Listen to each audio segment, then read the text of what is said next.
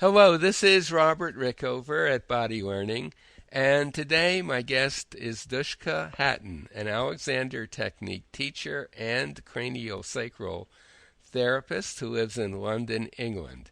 And she's been an Alexander Technique teacher for about 15 years and a craniosacral, uh, practitioner Or for about therapist, yeah. therapist, yeah, for about 4 years.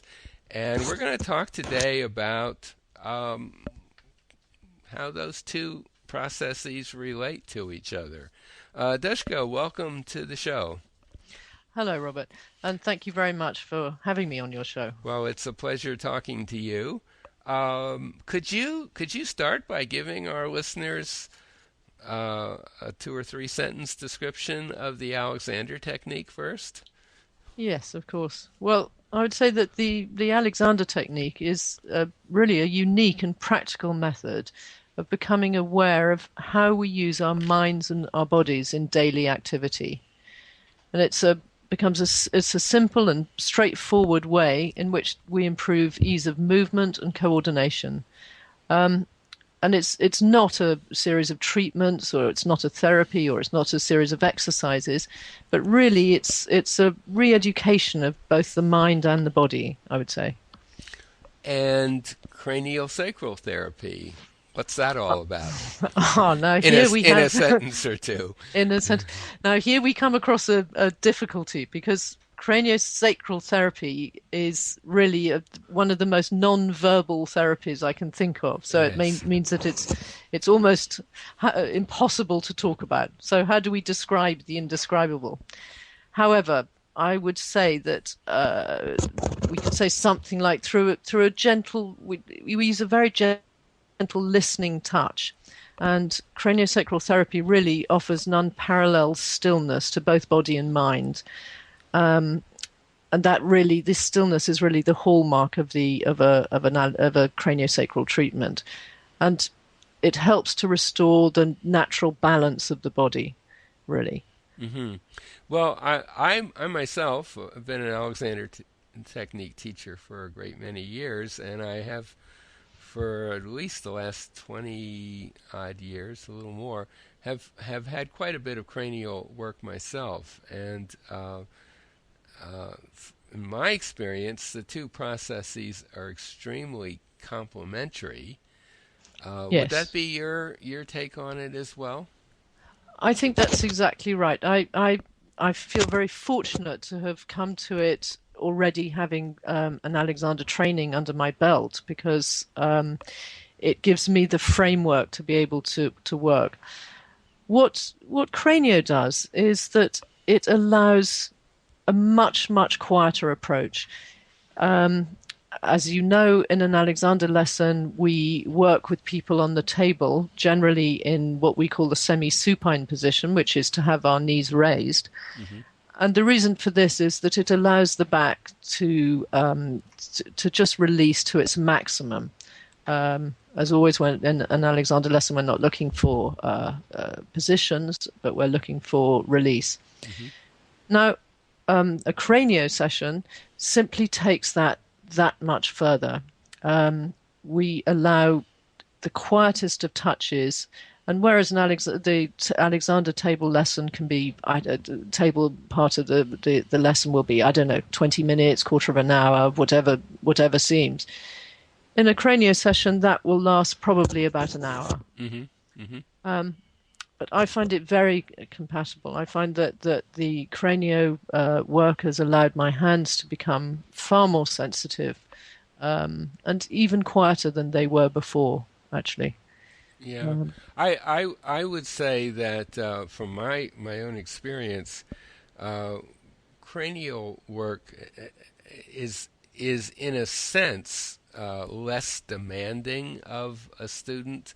That is, you could even fall asleep during a cranial session and it would be yeah, okay. At least that's what you know. You don't have to be present the whole time. You might drift off.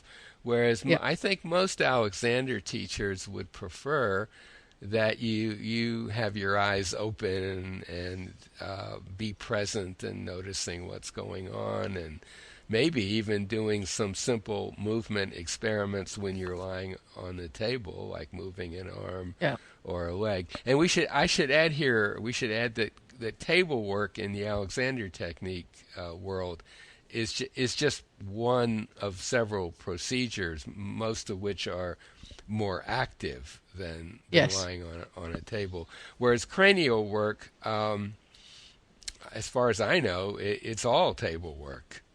Yes, it is all table work. We do occasionally work with someone sitting if, for example, they're disabled or let's say they're heavily pregnant and they find it difficult to lie down. But yes, it's generally on a table. Hmm. But you're right, and I think that this is exactly where I find my cranio training incredibly helpful. I mean, I don't know about you, Robert, but I see a lot of people who, and more nowadays, who are very heavily stressed. They may have money worries, they may have demanding jobs, they may have young children or elderly parents or difficult relationships, or maybe all of these things. Hmm. And they can come to me for an Alexander lesson, and you and I know that sometimes it can take almost the whole lesson until I feel that suddenly their body has managed to release some of the extraordinary amount of tension that they may be carrying. Now, obviously, with their consent, and we'll talk about this before the session starts, but sometimes I might suggest that we just allow some space and some quietness for them to just release a little more. And as you say, the one of the beauties of the craniosacral world is that there are no demands upon the pupil. I'm afraid in the cranial world we call them patients, which I don't like at all, or clients. So I prefer the pupil word that we use in Alexander. But so there are no demands on them, and I do find that sometimes if people are in a bit of a state that even an Alexander lesson can feel like just one more thing that they're not getting right, and that this very, very gentle, hands-on listening and being with someone and receiving them in their at the deepest level can be very resourcing and refreshing. And I Hmm. think it's really a very good combination. Right. I mean, Alexander work is really about learning how to change the way you think about movement or yourself in movement. So in a sense, it does. I mean, there's certain things that there's some work you can get that doesn't necessarily involve that a lot, but the goal is always to get the student to start thinking about themselves and noticing. And for a lot of people, as you say, who are incredibly stressed, they're just not in a position to do that. Well, And I and agree. there's where something like cranial work, and there's some other somatic therapies that might be similar in that respect, that they don't really require you to do anything particularly except just be there. Exactly. Yeah. And I I of course I came to cranial like you well after about 10 years into being an Alexander teacher. And of course, my little analytical mind was going full force at first. Well, how does this relate to the technique and so on? And I came up with a kind of a model that the cranial work can get it at these subtle internal twists and turns in your musculature that are so, at least in my case, so complex that I don't think it might take many lifetimes of self-directing to release those on my Yeah. own. Yes. They are incredible once you start exploring them, and it really helps to have another person there who can kind of do the thinking for you to help you release those, to discover what they are and to release them.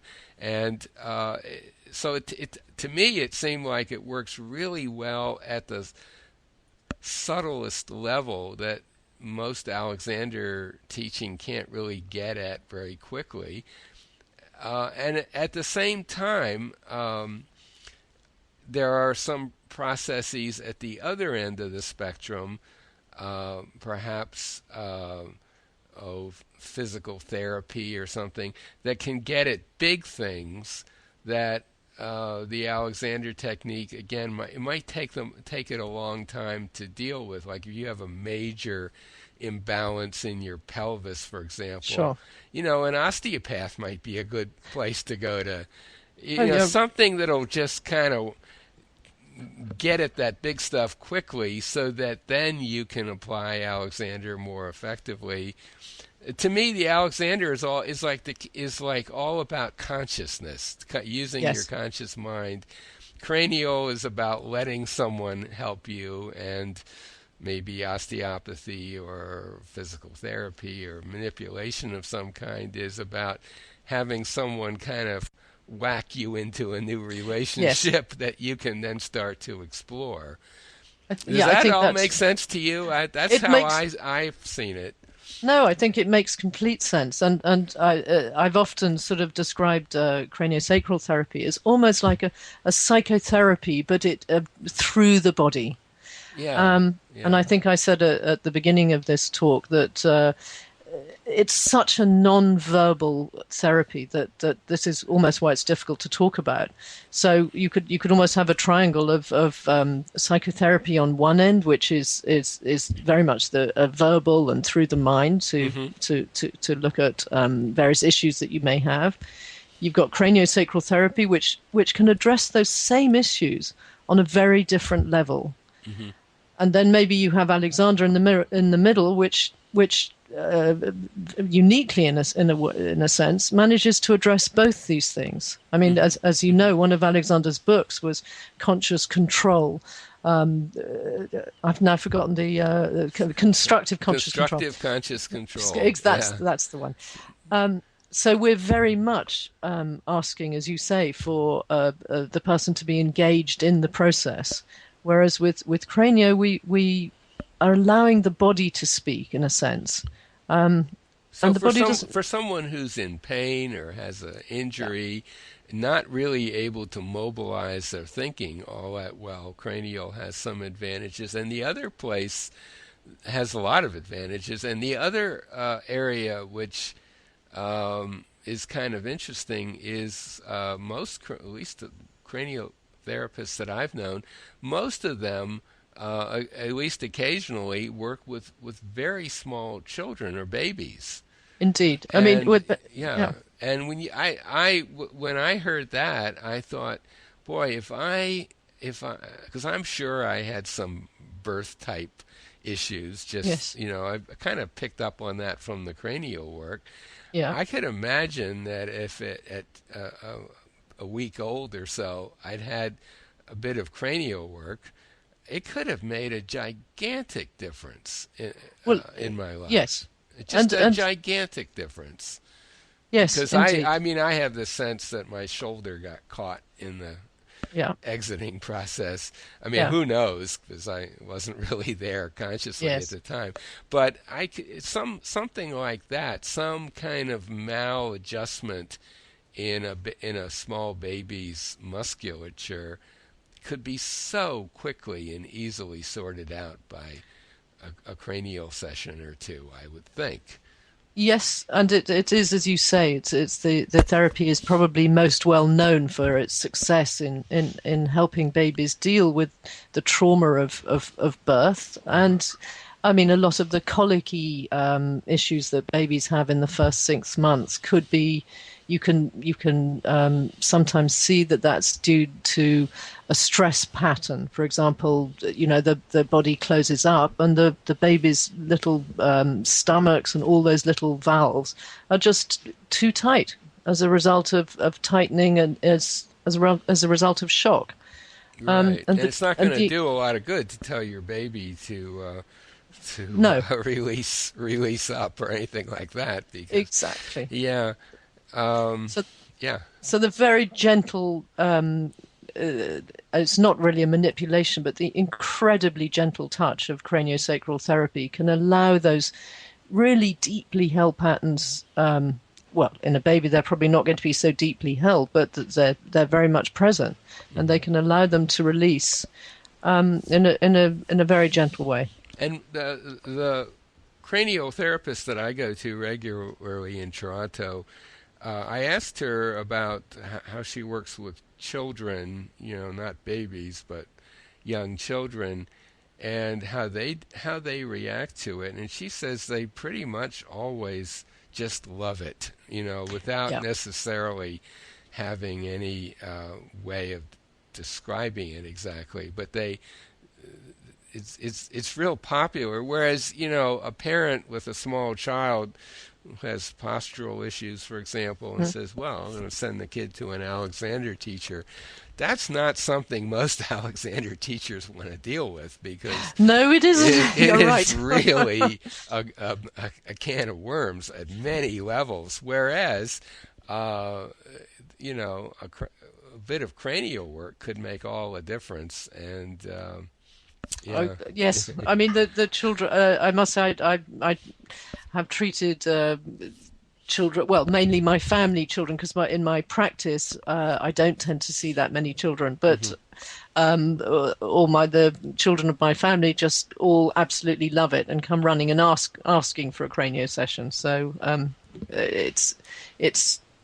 I think a friend of mine who is also a therapist described it as like having someone meditate for you.